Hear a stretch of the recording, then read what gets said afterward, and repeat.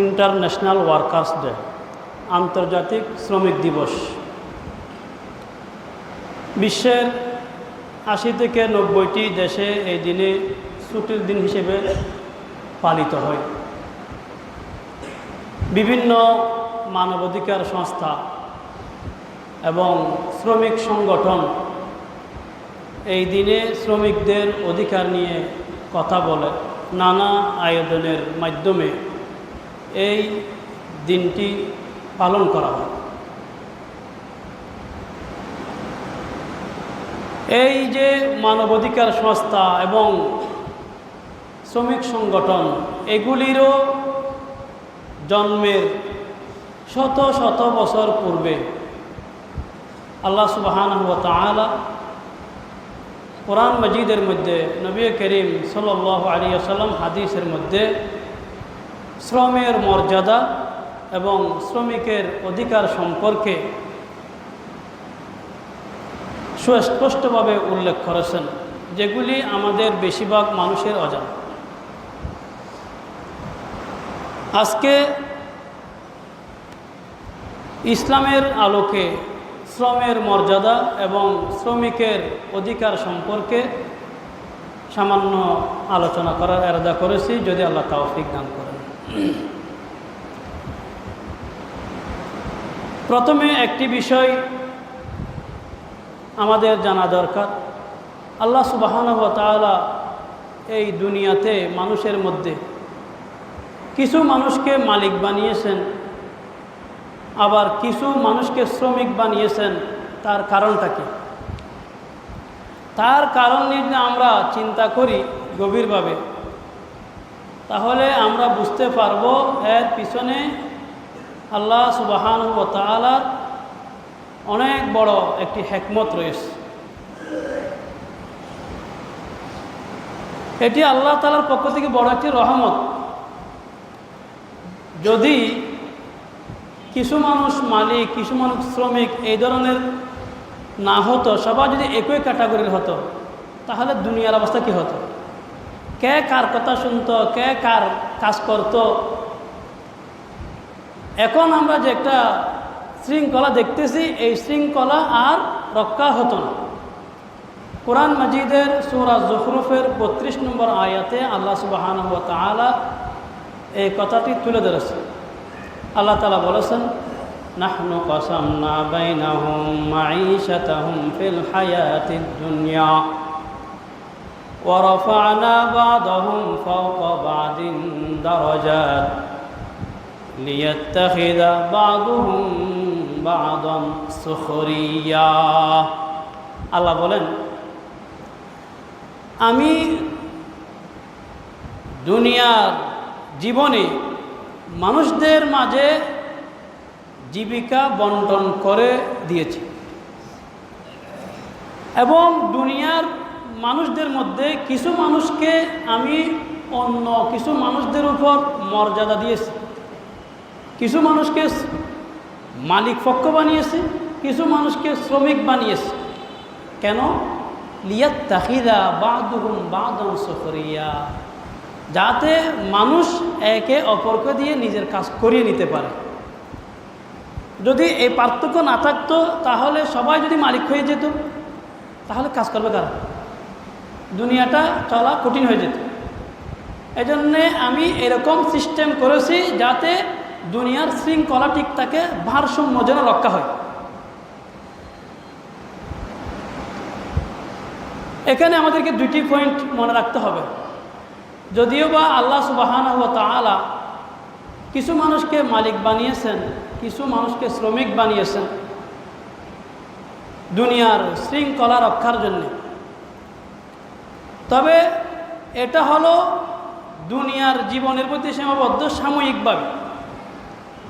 আখিরাতের জীবনে, পরকালীন জীবনে বা আল্লাহর কাছে একজন মানুষের সম্মান, মর্যাদা, এটি তার পেশার উপর নির্ভর করে নয়। এটি কে মালিক, কে শ্রমিক এই কথার ভিত্তিতে নয়, বরং আল্লাহ সুবহানাহু ওয়া তাআলার কাছে একজন মানুষের সম্মান মর্যাদার মাপকাঠি হলো তাকওয়া। এটি আল্লাহ তাআলা কোরআন মাজিদে স্পষ্টভাবে উল্লেখ করেছেন। আল্লাহ বলেছেন, ইন্না আকরামাকুম ইনদাল্লাহি আতকাকুম, যে আল্লাহর কাছে সবচাইতে মর্যাদাবান ব্যক্তি হলো ওই ব্যক্তি যে বেশি তাকওয়াবান, যে বেশি মুত্তাকি, যে বেশি পরহেজগার, যে বেশি আল্লাহওয়ালা, যে বেশি আল্লাহকে ভয় করে চলে, এই ব্যক্তির মর্যাদা আল্লাহর কাছে সবচাইতে বেশি। দুনিয়ার জীবনে চাই সে মালিক হোক, চাই সে শ্রমিক হোক। তাহলে দেখেন, দুনিয়াতে ধরেন একজন মানুষ, তাকে আল্লাহ ধন দৌলত দান করেছেন, মালিক বানিয়েছেন, তার আন্ডারে অনেকে শ্রমিক হিসেবে কাজ করে, কিন্তু সে নিজের মালিককে চিনে না। দুনিয়াতে তাকে আল্লাহ তো মালিক বানিয়ে দিয়েছেন, সে নিজে তার মালিককে চিনে না, সে আল্লাহকে মানে না, সে আল্লাহওয়ালা না, সে দিনদার না। তার আন্ডারে যারা শ্রমিক হিসেবে কাজ করে, তার শ্রমিকের মধ্যে এমন ব্যক্তি আছে যে খুব আল্লাহওয়ালা, খুব পরহেজগার, খুব দিনদার। দুনিয়াবি দৃষ্টিতে মানুষ মনে করে ইনি যেহেতু মালিক, ইনি তার শ্রমিকের চেয়ে শ্রেষ্ঠ, বেশি মর্যাদার অধিকারী। আর শ্রমিক নিজেও সে যেহেতু তার মালিকের আন্ডারে চাকরি করে, সে তার মালিককে সম্মান করে, শ্রদ্ধা করে, সম্মান করে। কিন্তু পরকালীন জীবনে গিয়ে দেখা যাবে আল্লাহর কাছে এই মালিকের সম্মান বেশি হবে নাকি শ্রমিকের সম্মান বেশি হবে? নিশ্চয় এই শ্রমিক যে আল্লাহওয়ালা, যে দিনদার, যে পরহেজগার, তার সম্মান আল্লাহর কাছে তার ওই মালিকের চেয়ে অনেক বেশি হবে যে মালিক দিনদার না, যে মালিক আল্লাহকে মানে না, যে মালিক আল্লাহর কথা মতো জীবনযাপন করে না। সুতরাং দুনিয়ার জীবনে মানুষ শ্রমিক হোক, মালিক হোক, এটা দুনিয়ার জীবন পর্যন্ত সীমাবদ্ধ। মানুষের আসল সম্মান, আসল ইজ্জত হলো তাকওয়া এবং পরহেজগারির মধ্যে। যে যে যত বেশি আল্লাহকে মানবে, যে যত বেশি পরহেজগারিতা অবলম্বন করবে, দুনিয়ার জীবনে সে মালিক হোক, শ্রমিক হোক, পরকালীন জীবনে সে আল্লাহর কাছে সম্মানিত হবে। আর দুনিয়ার জীবনে যদি আল্লাহকে না মানে, সে দুনিয়াতে যত বড় পয়সাওয়ালা হোক, মালিক হোক, আখেরাতে সে আল্লাহর কাছে সম্মান পাবে না, সে বরং অপদস্থ হবে, লাঞ্ছিত হবে, বঞ্চিত হবে। এক নম্বর কথা। দুই নম্বর কথা, আল্লাহ সুবহানাহু ওয়া তাআলা যদিও দুনিয়ার শৃঙ্খলা রক্ষার্থে কিছু মানুষকে শ্রমিক বানিয়েছেন, কিন্তু আল্লাহ সুবহানাহু ওয়া তাআলা কোরআনের মধ্যে, নবীজি হাদিস শরীফের মধ্যে তাদের অধিকারের কথা, তাদের মর্যাদার কথা স্পষ্টভাবে উল্লেখ করেছেন। এবং আমরা দেখতে পাই অনেক শ্রমিক এমন আছে যে তার মালিকের চেয়ে সুখী, তার মালিকের চেয়ে সুখী। মালিক বিভিন্ন পেরেশানিতে আছে, কিন্তু শ্রমিক খুব আরামে আছে। তাহলে শ্রমিক হলেও আল্লাহ তাআলা অনেককে আল্লাহ তাআলা সুখে রাখেন, আবার অনেককে আল্লাহ তাআলা আল্লাহ তাআলা শ্রমিকদের মর্যাদার কথা, শ্রমিকদের এই অধিকারের কথা আল্লাহ নিজে কোরআনের মধ্যে, নবীজি হাদিসের মধ্যে স্পষ্টভাবে উল্লেখ করেছে।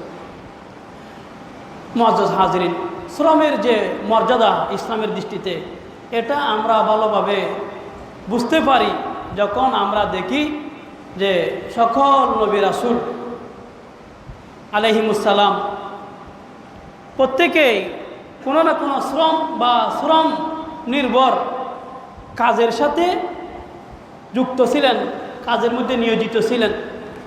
নবী করিম সাল্লাল্লাহু আলাইহি ওয়াসাল্লাম হাদিস শরীফের মধ্যে উল্লেখ করেছেন, হযরত আবু হুরায়রা রাদিয়াল্লাহু আনহু বর্ণনা করেছেন, মা বাআসাল্লাহু নাবিয়্যান ইল্লা রাআল গনম। নবীজি বলেছেন, আল্লাহ তাআলা যত নবী রাসূল দুনিয়াতে প্রেরণ করেছেন, প্রত্যেক নবী রাসূল রাআল গনম, মেষ চড়িয়েছেন, ছাগল, বকরি, ভেড়া তারা কি করেছেন? চড়িয়েছেন। এ কথা শুনে সাহাবে কেরাম আশ্চর্য হয়ে গেলেন। ফাকালু ওয়া আনতা ইয়া রাসূলুল্লাহ, তারা বলতেছেন, ইয়া রাসূলুল্লাহ আপনিও? তো নবীজি বলতেছেন, নাম, হ্যাঁ, কুনতু আরআহা আলা কারারিতা লিআহলি মক্কা, আমি নির্দিষ্ট পারিশ্রমিকের বিনিময়ে মক্কাবাসীর মেষ চড়াতাম। আমাদের দেশে হিন্দুদের থেকে প্রভাবিত হয়ে আমরা মুসলমানরা অনেক একদম 100% পিওর হালাল কাজকে আমরা নিচু মনে করি। কিসের নিচু? উঁচু নিচু। আপনি ব্যাংকে চাকরি করেন, আরেকজনের গোলামি করেন। আর আপনি যে রিক্সা চালায় নিজের স্বাধীন, ইচ্ছা হলে 1 ঘন্টা চালাবে, 2 ঘন্টা বসে থাকবে। সে নিজের রক্ত বেশা, রক্ত কি ফানি করে সে ইনকাম করে, আপনি তাকে নিচু মনে করতেছেন। আরে আপনি আর আরেকজন আন্ডা চাকরি করেন, সে কারণটা চাকরি করে না, সে স্বাধীনভাবে রিক্সা চালায়, আপনি রিক্সা চালাই তাকে মনে করতেছেন নিচু। এগুলো সব হলো আমাদের ওই হিন্দুদের থেকে আমরা প্রভাবিত হয়েছি। কাজের মধ্যে 100% হালাল কাজ, এতে নিচু উঁচু নিচু কোনো বাদ নেই, পিওর হালাল। যে কোনো কাজ আপনি বৈধ যে কোনো কাজ করবেন, বরং আপনি নিজের হাতে যেটা করবেন এটা আরো বেশি পবিত্র। তো রসুল সাল্লাল্লাহু আলাইহি ওয়াসাল্লাম বলতেছেন সমস্ত নবী রাসূল মেষ সরিয়েছেন, আমি নিজেও সরিয়েছি। বৈধ উপার্জনের জন্য কর্ম করা, শ্রম দেওয়া, কাজ করা, এটি সমস্ত নবী রাসূল এবং সাহাবায়ে কেরামের সুন্নাত বা আদর্শ। হযরত জাকারিয়া আলাইহিস সালাম নাজ্জার ছিলেন, কাঠমিস্ত্রি। এভাবে সাহাবায়ে কেরাম নিজেরা হাতে কাজ করতেন। আমাদের আয়েশা রাদিয়াল্লাহু আনহা বলেন, কানা আসহাবু রাসূলিল্লাহ সাল্লাল্লাহু আলাইহি ওয়াসাল্লাম উম্মাল আনফুসিহিম। সাহাবায়ে কেরাম সশ্রমিক ছিলেন, কাজ করে খেতেন। নবীজি বলতেছেন, মা আকালা আহাদুন তাআমান কাত্তু খায়রান মিন আইয়াকুলা মিন আমালি ইয়াদিহি ওয়া ইন্না নবিয়াল্লাহ দাউদ আলাইহিস সালাম কানা ইয়াকুলু মিন আমালি ইয়াদিহি। নবীজি বলতেছেন, একজন মানুষ নিজের হাতে শ্রম দিয়ে যে উপার্জন করে, এর চেয়ে অধিক পবিত্র কোনো উপার্জন হতে পারে না। একজন মানুষ নিজে কষ্ট করে শ্রম দিয়ে যে উপার্জন করে, এর চেয়ে অধিক পবিত্র কোনো উপার্জন হতে পারে না। বলতেছেন আল্লাহর পয়গম্বর হযরত দাউদ আলাইহিস সালাম নিজের হাতে কাজ করে উপার্জন করে খেতেন। অথচ তিনি কে ছিলেন? তিনি তো ছিলেন রাষ্ট্রের সর্বোচ্চ আসনে আসীন, তিনি রাষ্ট্রপ্রধান ছিলেন। তারপরেও তিনি নিজের হাতে কাজ করে খেতেন।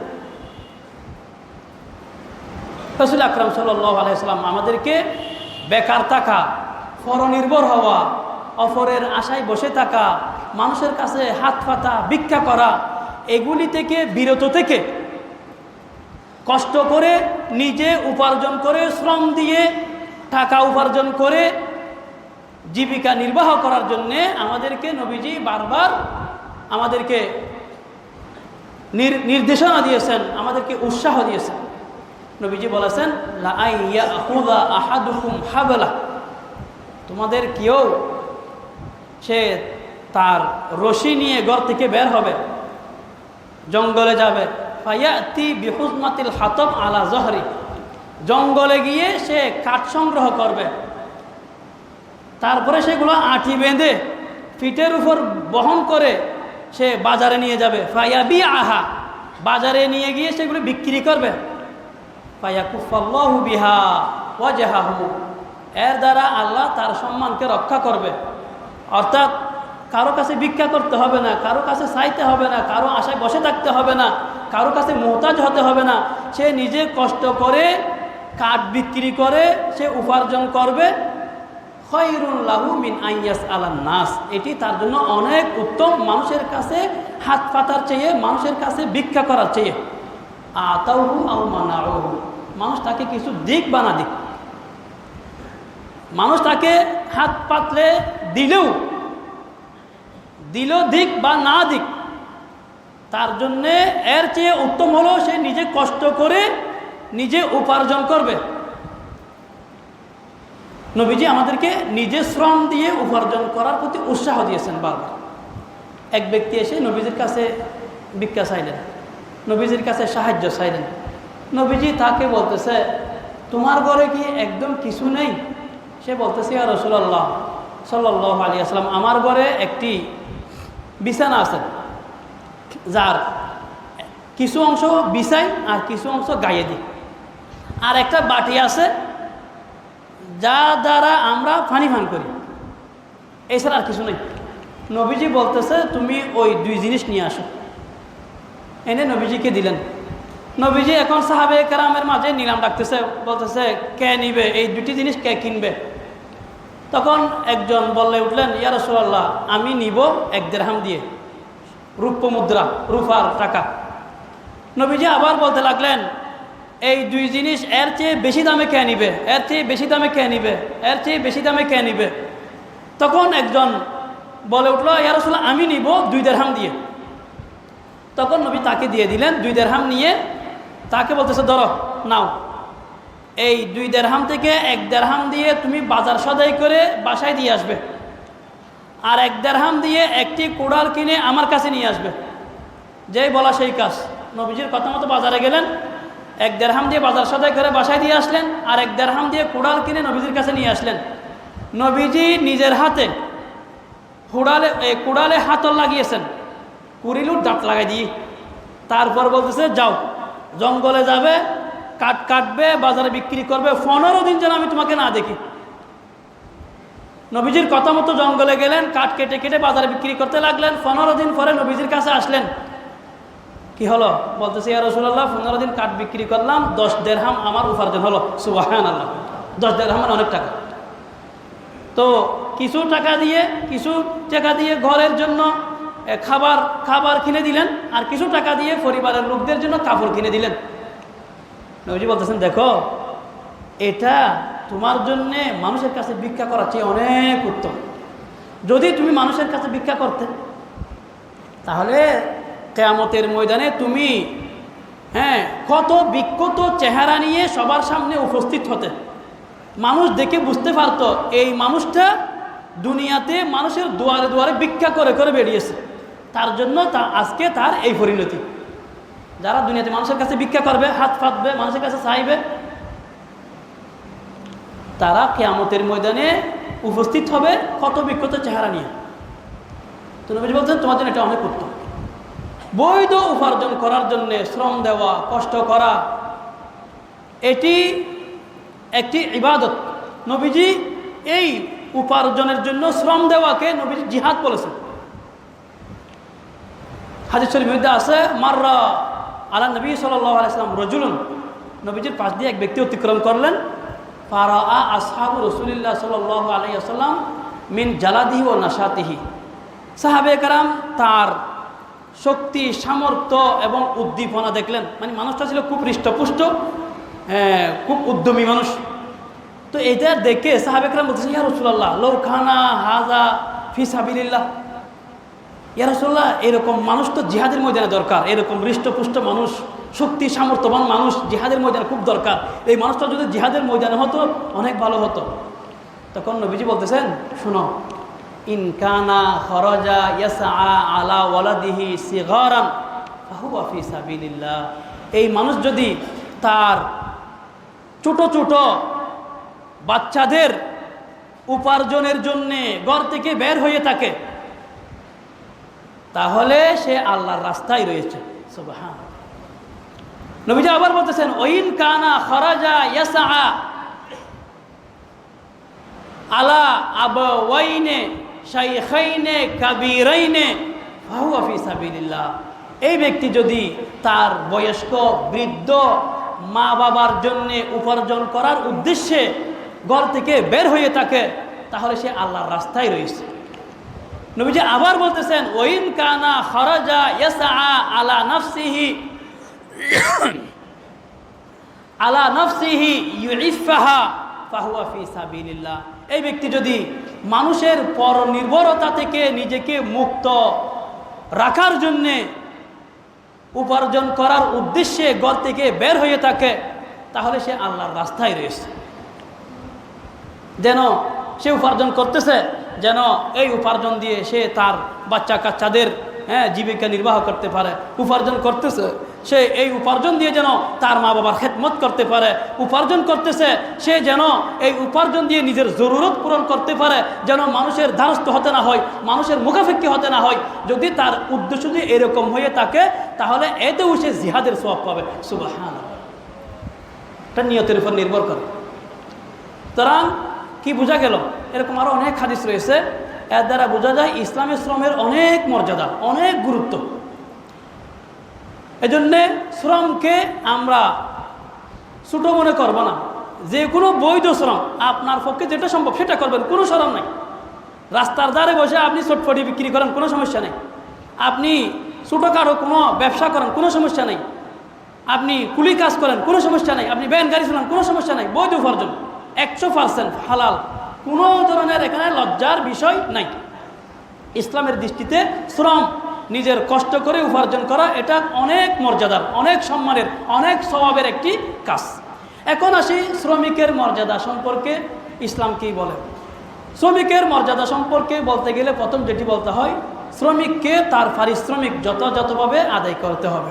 অনেক মানুষ আছে সমাজে যারা শ্রমিকের পারিশ্রমিক নিয়ে টালবাহানা করে, মাস শেষে বেতন দেয় না, দিন শেষে তার পারিশ্রমিক বুঝিয়ে দেয় না, দিলে কিছু দেয় আর কিছু দেয় না, টালবাহানা করে ঘোরাতে থাকে। অনেকে তো শ্রমিকের এই প্রাপ্য আদায় করে না। মনে রাখতে হবে এটি অনেক বড় কঠিন একটি বিষয়। রাসূল করিম সাল্লাল্লাহু আলাইহি ওয়াসাল্লাম বলেছেন, আতুল আজিরা ক্বাবলা আন ইয়াজিফা আরাকা, আতুল আজিরা আজরাহু ক্বাবলা আন ইয়াজিফা আরাকাহু। তোমরা শ্রমিকের গায়ের ঘাম শুকানোর আগেই তার পারিশ্রমিক আদায় করে দাও।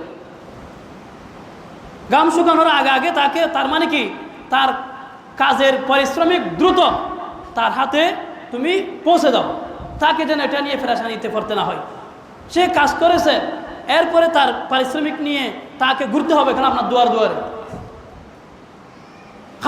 হাদিস শরীফের মধ্যে, হাদিসে কুদসির মধ্যে স্বয়ং আল্লাহ তাআলা বলতেছেন, সালাসাতুন আনা খসমুহুম ইয়াউমাল কিয়ামা। 3 ধরনের মানুষ এমন আছে, কাল কিয়ামতের ময়দানে আমি রব্বুল আলামিন সরাসরি তাদের বিরুদ্ধে দাঁড়াবো, আমি বাদী হব তাদের বিরুদ্ধে। খুব ভয়ঙ্কর কথা, যেখানে আল্লাহ তার বিরুদ্ধে বাদী হবে, এখানে এই মানুষদেরকে ধ্বংস থেকে বাঁচানোর জন্য আর কেউ আসতে পারবে? কেউ তাদেরকে আর বাঁচাতে পারবে না। আল্লাহ তাআলা বলছেন তারা কারা? তারা হলো 1 নম্বর, রজুলুন আত বি সুম্মা গাদারা। আমার নামে কোনো একটি চুক্তি করলো, ওয়াদা করলো কারোর সাথে, এরপরে সে ওটা ভঙ্গ করলো। আমার নাম দিয়ে চুক্তি করলো, আবার এটা ভঙ্গ করলো, আমি এর বিরুদ্ধে বাদী হয়ে লড়ব কিয়ামতের ময়দানে। 2 নম্বর, অরজুলুন বাআ হুররান ফাআকালা সামানাহু। কোনো স্বাধীন মানুষকে গোলাম বাঁধিয়ে বিক্রি করে দিল এবং তার কি করলো, তার পয়সা, তার সমান বুক করলো, তার টাকা বুক করলো। 3 নম্বর, ওয়ারজুলুন ইস্তাজারা আজিরান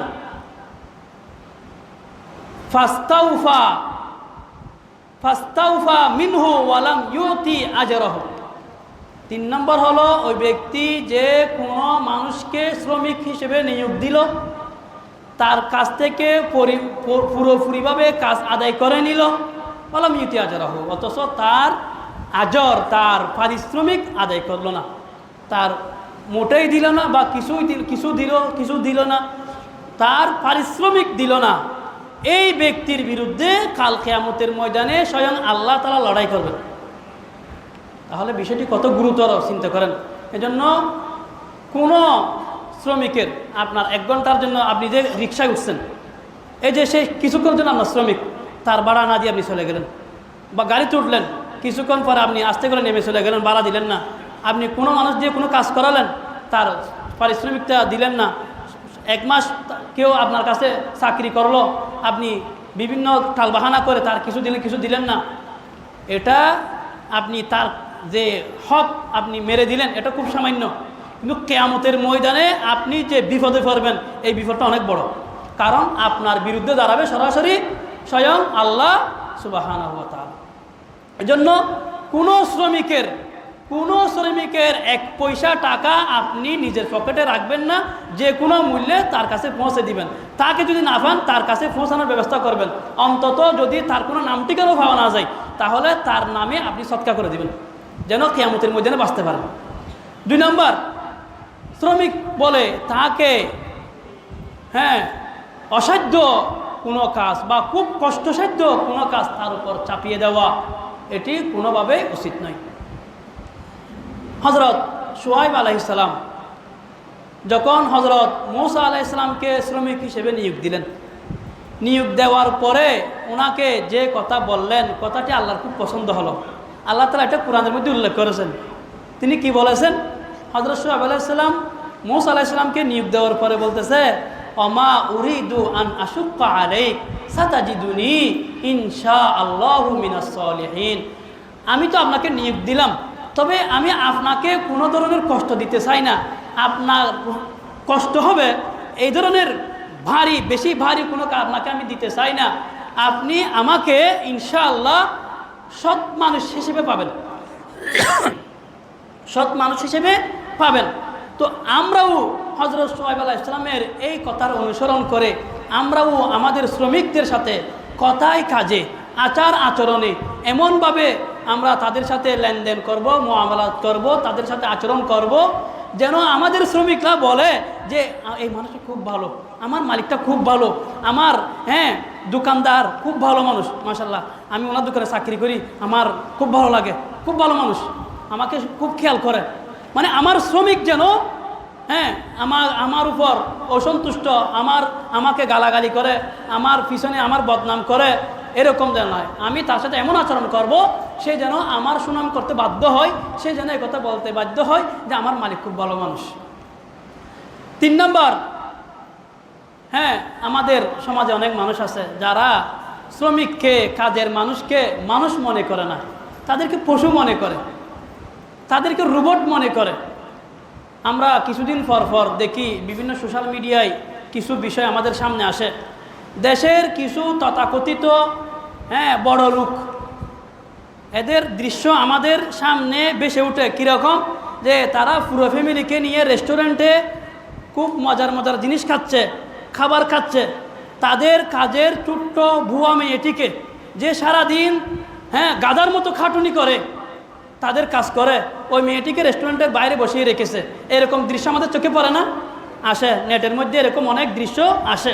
দেখা যায় মালিক তার পরিবারকে নিয়ে, বাচ্চা কাচ্চাদেরকে নিয়ে রেস্টুরেন্টে ভালো ভালো খাবার খাচ্ছে, ছোট্ট মেয়েটিকে রেস্টুরেন্টের বাইরে বসিয়ে রেখেছে। এটি আমাদের সমাজের একটি খুব খারাপ চিত্র। কেন? ও মানুষ না, এটা কাজের মেয়ে হয়েছে, কি হয়েছে? এরও তো একটা মন আছে, এরও তো একটা পেট আছে, তার তো কিছু খেতে ইচ্ছে করে। আপনি আপনার পুরো ফ্যামিলির জন্য খাবার নিতে পারেন, তার জন্য তাকে নিয়ে একসাথে খেলে কি অসুবিধা হয়? মনে করতেছে সে অনেক সে অনেক উপরে মানুষ, সে অনেক নিচু মানুষ, সে কেমনে আমাদের সাথে বসে খাবে? আসলে সে যে পশুর সেই অদম হয়ে গেছে সে বুঝতেছে না। কারণ কোনো ভালো মানুষ তো এরকম একজন কাজের মানুষ বলে তাকে এরকম এক পাশে বসিয়ে রেখে নিজেরা এরকম ভালো ভালো খাবার খেতে পারে না। দেখা যায় নিজেরা বসেছে এক টেবিলে, আর কাজের ওই মেয়েকে বসিয়ে রেখেছে আরেক টেবিলে, একসাথে খাবে না। মামা, এটি একজন মুসলমানের স্বভাব, মুসলমানের আদর্শ, মুসলমানের চরিত্র হতে পারে না। এগুলি বিধর্মীদের আচরণ, বিধর্মীদের চরিত্র, যাদের কাছে কোনো দিন ধর্ম নেই, যাদের কাছে আসলে সত্যিকার মানবিকতা বলতে কিছু নাই, এমনি মুখে মানবিকতার কথা বলে। সত্যিকার মানবিকতার শিক্ষা দিয়েছে ইসলাম। আল্লাহ সুবহানাহু ওয়া তাআলা কোরআনে বারবার করে অধীনস্থদের সাথে সদাচরণের কথা বলেছে। নবী করিম সাল্লাল্লাহু আলাইহি ওয়াসাল্লাম অধীনস্থ যারা শ্রমিক, কর্মচারী, দাস শ্রেণী, এদের ব্যাপারে নবীজি সবসময় চিন্তা করতেন। এমনকি নবীজি দুনিয়া থেকে বিদায় নেওয়ার আগে সর্বশেষ যে 2টি কথা বলেছেন, তার মধ্যে একটি কথা হলো, খবরদার, সাবধান, আমা মালাকাত আইমানুকুম, তোমরা তোমাদের অধীনস্থদের ব্যাপারে সাবধান থাকো, তোমরা তোমাদের অধীনস্থদের সাথে সদাচরণ করো, তোমরা তোমাদের অধীনস্থদের ব্যাপারে যত্নবান হও। হযরত মারুর একজন তাবি, তিনি বলতেছেন, আমরা হযরত আবু যর গিফারি রাদিয়াল্লাহু তাআলা আনহুর বাসার পাশ দিয়ে যাচ্ছি, দেখলাম হযরত আবু যর গিফারি আর ওনার দাসের গায়ে একই ধরনের পোশাক। মালিকের গায়ে যে পোশাক, গোলামের গায়ে সেই পোশাক। তো আমি বললাম, আবু যর, আপনি তো চাইলে তাকে যে পোশাকটা দিয়েছেন এটা সহ মিলিয়ে, জোড়া মিলিয়ে আপনি পরলে আপনাকে অনেক সুন্দর লাগতো, তাকে অন্য পোশাক দিতে পারতেন। তো হযরত আবু যর রাদিয়াল্লাহু আনহু তাকে বলতেছে, দেখো ভাই, একদিন আমার এক শ্রমিক ভাইয়ের সাথে আমার কথা কাটাকাটি হলো। তো কথা প্রসঙ্গে আমি তাকে তার মা ধরে গালি দিলাম। মানে আমাদের দেশে যে নোংরা গালি ওঠে না, যে তার মা ছিল অনারবি, তাকে ওই ব্যাপারে আমি শরম দিলাম যে এই তোর মা তো বার্মাইয়ে বেড়া, তুই বর্মাইয়ে, এরকম কোনো একটা কিছু বলছে হয়তো। তো উনি গিয়ে নবীজিকে বিচার দিছে। নবীজির দরবারে যখন হযরত আবু যর রাদিয়াল্লাহু আনহু গেলেন সাক্ষাতে, তখন নবীজি বলছে, আবু যর, তুমি অমুকে মা ধরে গালি দিয়েছ, তোমার মধ্যে তো জাহেলিয়াত রয়ে গেছে। তখন হতা বলছে, রাসূলুল্লাহ, মানুষ যখন কাউকে গালি দেয় তখন তো মা বাবার কথা চলে আসে। নবীজি বলতেছে, আরে তোমার মধ্যে জাহেলিয়াত রয়ে গেছে আবু যর, তোমার মধ্যে জাহেলিয়াত রয়ে গেছে। হুম ইখওয়ানুকুম, তারা তোমাদের ভাই। তারা কারা? তোমাদের কর্মচারী, শ্রমিক, তোমাদের দাস শ্রেণী যারা, এরা তোমাদের ভাই। জাআলাহুমুল্লাহ তাহতা আইদিকুম, আল্লাহ এদেরকে তোমাদের অধীনস্থ বানিয়েছেন, তোমাদের দায়িত্বাধীন বানিয়েছেন। ফাআতিমুহুম মা তাকুলুন, তোমরা যা খাবে তা থেকে তাদেরকেও খাওয়াও। ওয়ালবিসুহুম মা মিম্মা তালবাসুন, তোমরা যা পরিধান করো তা থেকে তাদেরকেও পরিধান করাও। এটা ইসলামের শিক্ষা। ইসলাম বলে তুমি তোমার কাজের লোককেও তুমি যা খাচ্ছ সেখান থেকে কিছু খাওয়াও, তুমি যা করতেছো তা থেকে পরিধান করাও, তাকে রেস্টুরেন্টের বাইরে বসে রাখিও না। তুমি এসি ঘরে বসে থাকতেছ সোফার উপর, তাকে নিজে বসিয়ে রেখেছ, সে তোমার কাজের লোক বলে। এরকম অপমান অপদস্থ মানুষকে পশুর মতো আচরণ মানুষের সাথে করো না, এতে তোমার মর্যাদা বাড়বে না। তুমি যদি তাকে যদি সম্মানজনক অবস্থান দাও, তোমার মর্যাদা কমে যাবে না তো, তোমার মহানুভবতা বাড়বে। বলবে যে আমার মালিক যে ভালো, আমাকে এরকম করে, আরে তোমার দাম বাড়বে, তোমার নাম বাড়বে, তোমার সুনাম হবে, এতে তোমার দাম কমে যাবে না। তো নবীজি বলতেছেন, তাকে খাওয়াও, তুমি যা খাও তাকে পরিধান করো, যা তুমি পরিধান করো। ওয়ালা তুকাল্লিফু মা তুগলিবু, তুমি যা তাকে কষ্ট অসাধ্য কোনো কাজ তার উপর চাপিয়ে দিও না। ফাইন কাল্লাফ তুমুহু, যদি একান্ত দিতে হয় ফাআইনুহু, তাহলে তুমি নিজেও তাকে সহযোগিতা করো। যদি তাকে কষ্টসাধ্য কোনো কাজ দিতে হয়, তুমি তাকে সহযোগিতা করো। শ্রমিককে শ্রমিক বলে তাকে পশুর মতো ব্যবহার করা যাবে না। শ্রমিকের উপর জুলুম করা এটি অত্যন্ত গর্হিত কাজ। আল্লাহ বলতেছেন, জুলুমকে আমি আমার নিজের জন্য হারাম করেছি, তাই তোমাদের জন্য হারাম করে দিয়েছি। খবরদার, ফালা তাজালিমু, তোমরা একজন আরেকজনের উপর জুলুম করো না। নবীজি বলতেছেন, আয-যুলমু যুলুমাতুন ইয়াউমাল কিয়ামাহ, তুমি যদি আজকে দুনিয়াতে তোমার শ্রমিকদের উপর জুলুম করো, অত্যাচার করো, তুমি মালিক বলে তাকে কথায় কথায় তাকে ফিটাও, শাস্তি দাও, বন্দি করে রাখো, মারো, টাকা দাও না, তাহলে কিয়ামতের ময়দানে এই জুলুম চতুর্মুখী অন্ধকার হয়ে তোমাকে গ্রাস করবে।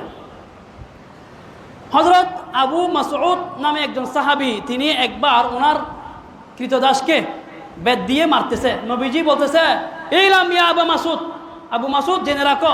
তিনি বলতেছে, আমি রাগের মাথায় কে বলতেছে এটাও বুঝলাম না, আমি তাকে মারতেছি। নবীজি এটা বলতে বলতে আমার কাছে আসলে আমি দেখলাম, আল্লাহ, এটা তো নবী করিম সাল্লাল্লাহু আলাইহি ওয়াসাল্লাম। আমি হাত থেকে বেত ফেলে দিলাম। তখন নবীজি আমাকে বলতেছে, ইয়া ইলাম আবু মাসউদ, আবু মাসউদ জেনে রাখো, আন্নাল্লাহা আকদারু আলাইকা মিনকা মিন হাযাল গোলাম। ও আবু মাসউদ, তুমি আজকে মালিক বলে এই শ্রমিকের উপর এরকম অত্যাচার করতেছ, তোমার অনেক ক্ষমতা, অনেক দাপট, অনেক শক্তি। শোনো, এই শ্রমিকের উপর, এই গোলামের উপর তোমার যতটুকু শক্তি, তোমার উপর আল্লাহ তাআলার শক্তি তার চেয়ে অনেক গুণ বেশি। তুমি তাকে যেরকম আজকে শাস্তি দিচ্ছ, আল্লাহ তোমাকে চাইলে এর থেকে আরো অনেক বেশি শাস্তি দিতে পারেন। এই কথা যখন বললেন হযরত আবু মাসউদ বলেন, তখন আমি বললাম, লা আদরিবু মামলুকান বাদু, আমি এরপর থেকে আর কোনোদিন কোনো মমলুককে, কোনো অধীনস্থ ব্যক্তিকে, কোনো কর্মচারীকে আমি মারব না, প্রহার করব না, কারো গায়ে হাত তুলব না। কোনো শ্রমিককে নির্যাতন করা যাবে না, তাকে জুলুম করা যাবে না, তার পারিশ্রমিক না দিয়ে টালবাহানা করা যাবে না, তাকে পশুর মতো ব্যবহার করা যাবে না, তাকে অসম্মান অপদস্থ করা যাবে না, তার মৌলিক যে অধিকারগুলি এগুলি আদায়ে আমাদের প্রত্যেককে যত্নবান হতে হবে। আমরা যাদেরকে শ্রমিক হিসেবে রাখি, সাময়িক সময়ের জন্য হোক, লং টাইমের জন্য হোক, মাসব্যাপী হোক, সব সময়ের জন্য হোক, যে কোনো শ্রমিকের সাথে আমরা সদাচরণ করব, ভালো ব্যবহার করব। এটি আমাদের আল্লাহ তাআলার নির্দেশ, আমাদের নবীজির আদেশ, এটি আমাদের ইসলামের শিক্ষা। আল্লাহ তাআলা আমাদেরকে বুঝার আমল করার তৌফিক দান করুন। ওয়া আখিরু দাওয়ানা আলহামদুলিল্লাহি রাব্বিল আলামিন। যারা সুন্নাত পড়েন